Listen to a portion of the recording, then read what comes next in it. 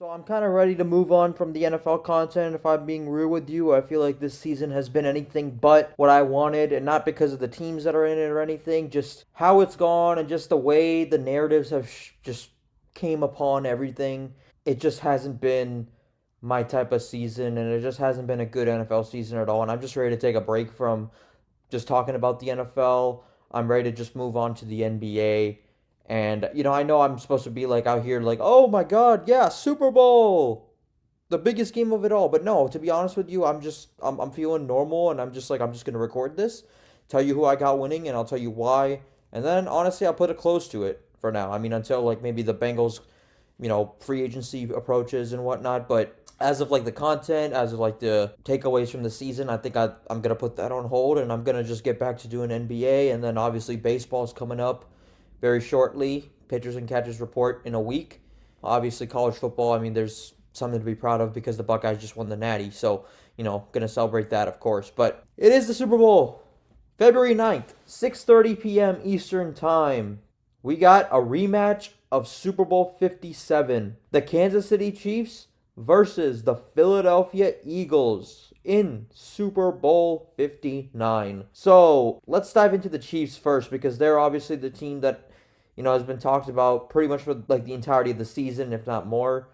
And they are looking for the first three-peat in the Super Bowl era. Obviously, the Packers, they did it before the Super Bowl, and I know their social media account made that known, which is kind of funny if you ask me. But the dynasty, I mean, it's a dynasty, no question. I mean, it's the third straight Super Bowl for the Kansas City Chiefs. I believe, their fifth one in the last 6 years. Could have been six in a row. Nearly, they were one game away from six in a row.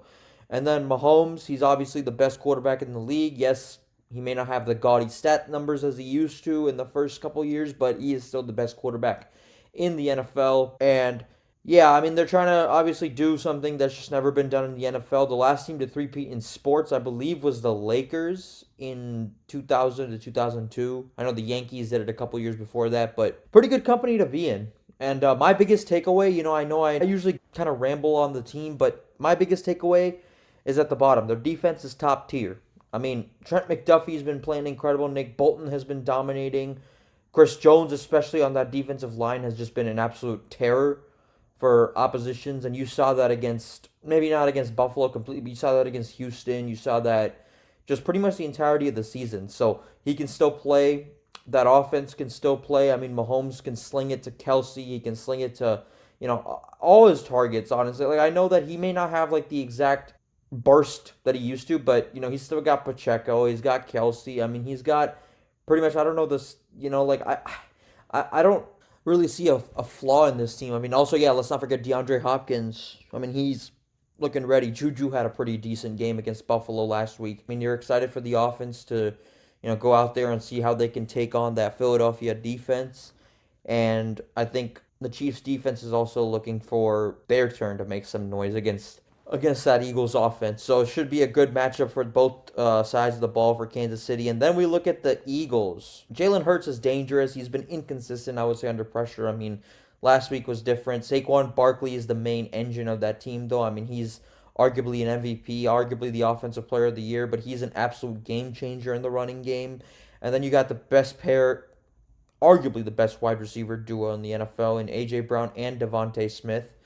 Those two are always going to get it going. I mean, that the thing is with A.J. Brown, he may face some double teams. Like, if you look against, like, the Rams, for example, I know he had maybe, like, he had, like, two receptions. But then, Jalen Hurts is able to find Devontae Smith. I mean, the doubles, it's reminiscent of the Bengals when they first started off. Like, in 2021, you would just see, like, if T gets doubled, Jamar's open. If Jamar's double, T's open. Tyler's open. Like, it kind of reminds me of that offense. And then the Eagles, I mean, that usually bodes well. You're going to need a quarterback like Jalen Hurts, who's, I still think he's really good, but, he's not the most dangerous quarterback in the league. I would say I think he's earned the right to be a top 6, 7 quarterback, but, I wouldn't say he's in that upper echelon. I just think that the team around him, his offensive line, his receivers, and even his defense, I mean, they're loaded with talent. They've struggled a little bit at times, particularly early in that Washington game, they struggled and they allowed the Commanders to get back in it. And even in the LA game, I mean, they were like a drive away from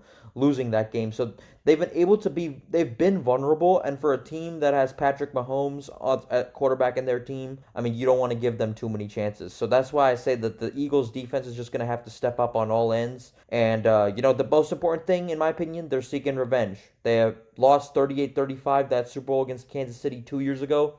So I would love to see how they respond, and then I can't tell you for sure I'm gonna be too much into the Super Bowl. I mean, I'll keep my eye on it, but I mean, yeah, I'm just not that into it this year. That just is what it is, and that's okay. It's not because I have any ill will towards either of these teams, but that just is what it is. But yeah, those are a look at both teams, and honestly, the questions and keys to victory for both. I mean, you want to take into account that both these teams have experience, but the Chiefs, they obviously have much more. The Eagles, they're hungry, they're ready. Saquon Barkley's looking for his ring, like coming right out of New York and going straight to Philadelphia. And can Jalen Hurts handle the blitzes? Steve Spagnuolo, he's gonna dial up the blitzes. You know that. The Chiefs wide receivers also. I mean, they're gonna have to step up just like they did last week against Buffalo. And also, their defense is gonna have to contain. And I mean, I don't. Here, I take this back. I don't want to say stop Saquon Barkley, but they're gonna have to contain him. Like he cannot have a game like he did against Washington, like he did against LA. Like, they're gonna have to limit him, because if they don't, they're gonna lose.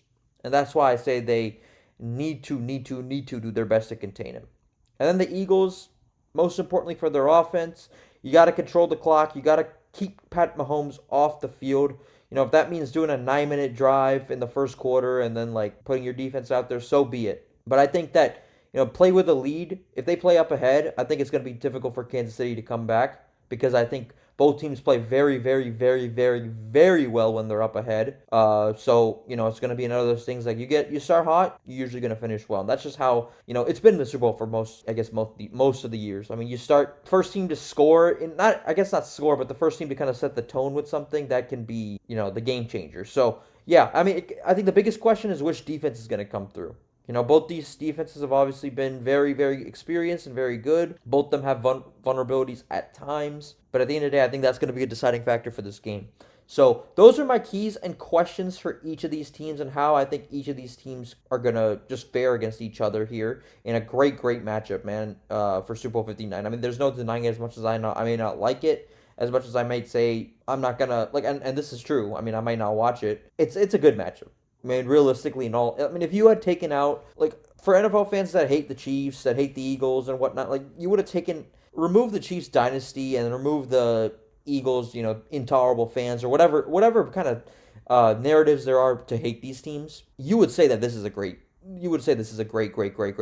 Super Bowl. Like, aside from everything, aside from history, aside from fans and everything, the refs narrative, which I believe is true, but the refs narrative, I mean, you take that out, like, this would be a great matchup, but at the end of the day, those things exist, and that's why it's also coming on an effect on me in terms of my interest on this matchup and my interest in the Super Bowl this year. So it is what it is, but I think these are the main questions for each team. But I do want to say one thing to the online idiots of the Kansas City Chiefs fan base that claim they're Chiefs fans. I want to just get this off my chest, just because I've seen a lot of, hate for the Chiefs, for Chiefs fans from the Bengals and from other fan bases, but I'm not one of them. I want to say this. I respect the hell out of the Chiefs, their franchise, their organization, their coaches on the team, the players on that team. I mean, they seem like they're very bonded, especially in root of all this hatred. They seem to have an internal bond that's built even stronger.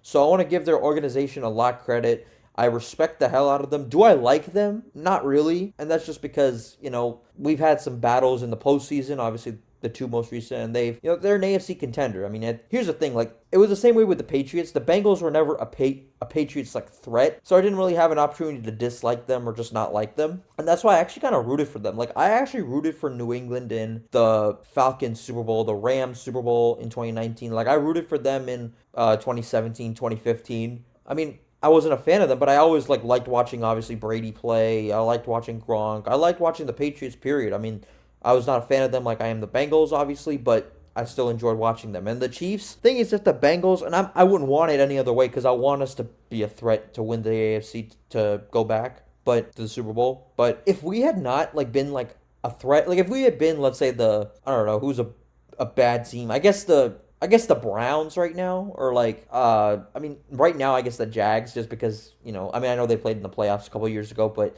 let's say the Jags for now, the Titans even, other than 2020. But, I mean, I feel like every team has had some sort of playoff matchup with the Chiefs. If I had been a fan of one of those teams, it's like, okay, well, I mean, yeah, I kind of like the Chiefs. I mean, I respect great teams. I respect the villains even.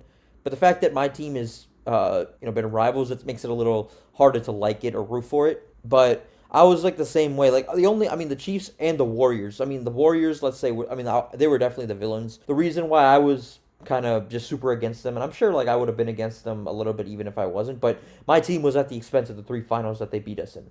Like, that's the problem with the Warriors back then, and then I think the Chiefs now. It's harder to like them. Now, I used to despise the Golden State Warriors.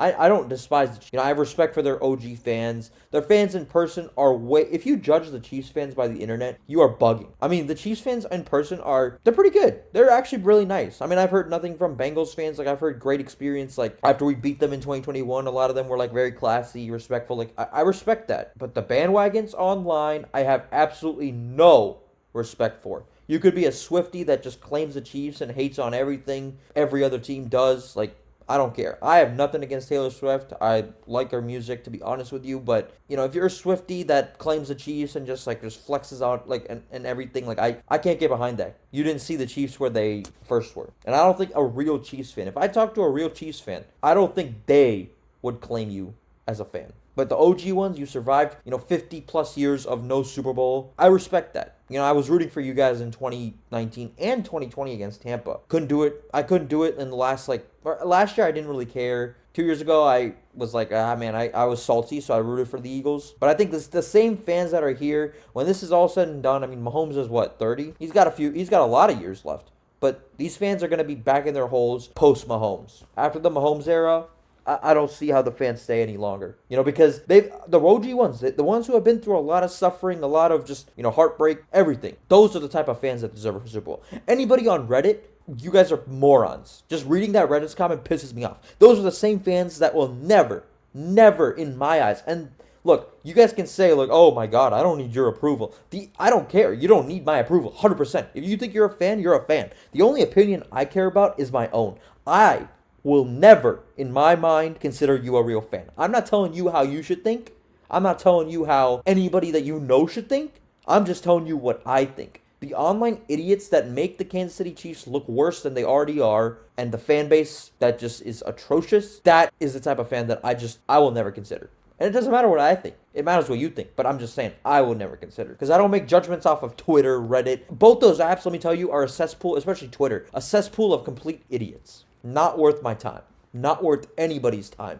I've lost it, and yeah, I'm ready to just get off that social media platform. But anyway, I mean, the bandwagon Chiefs fans, I want nothing to do with you. I don't think Chiefs fans do either. But I don't hate them. I've always been a fan of Mahomes. I was rooting for him his entire first Super Bowl year, 2019. I was a huge Mahomes fan.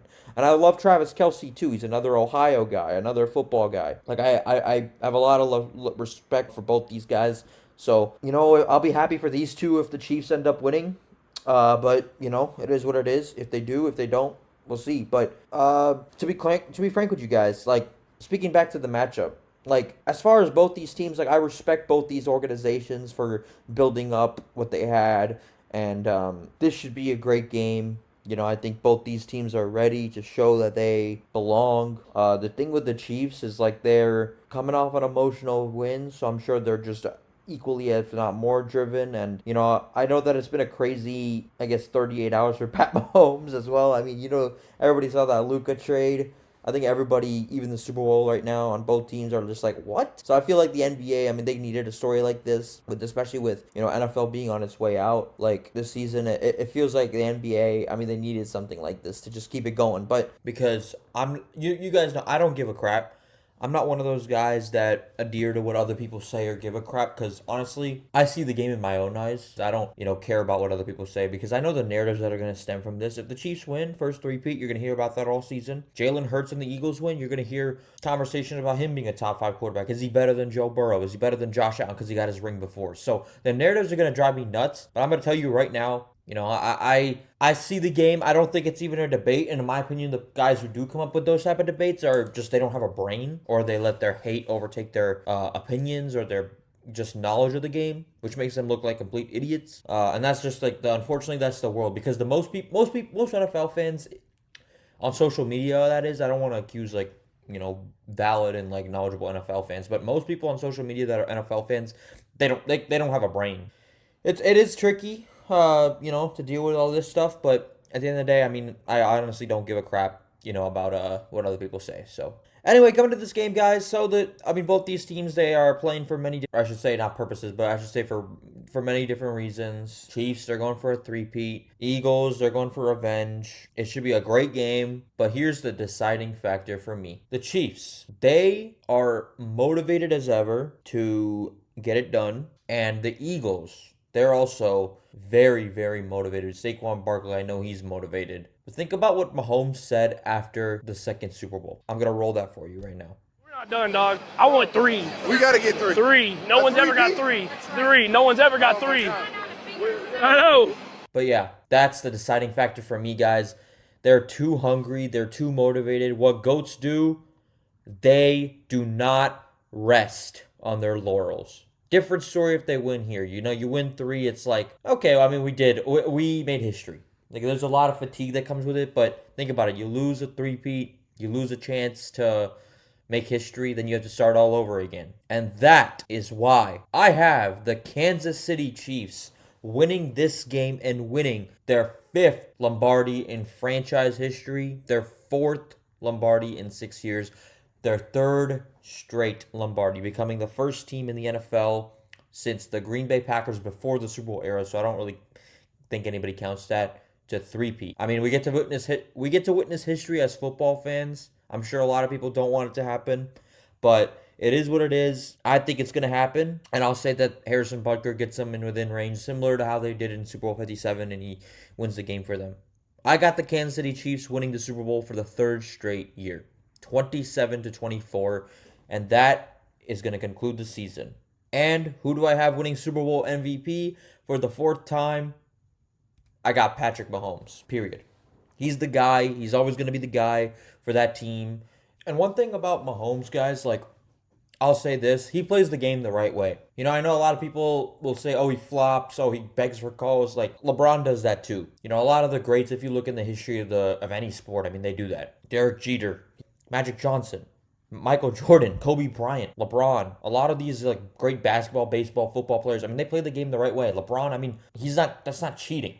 Mahomes, when he flops or whatever, like he's buying a call. So I have a lot of criticism of the Chiefs, I mean, I'm sure many NFL fans do, because, whether it be the refs or just like how they handle it, like that's separate from Mahomes. He plays the game the right way, and I give him his dues. But I got him winning the MVP of the Super Bowl for the 4th time and 3rd straight year, which is just incredible. And he moves 1 inch closer in my book to becoming the greatest quarterback of all time. Right now, I have him 3rd behind Brady and Montana. He'll take Montana's spot for me. And if he plays well and they end up losing, I still might put him ahead of Montana, even in the loss. That's how great this guy is, man. So yeah, that's my pick for the Super Bowl. Let me know what you guys think. That's it for NFL content for Super Bowl 59. We'll see what the next football-related video I do. Maybe it's probably going to be a Bengals free agency one. That'd be my prediction. But let me know what you guys think. Have a great one, everybody, and enjoy the Super Bowl in Louisiana.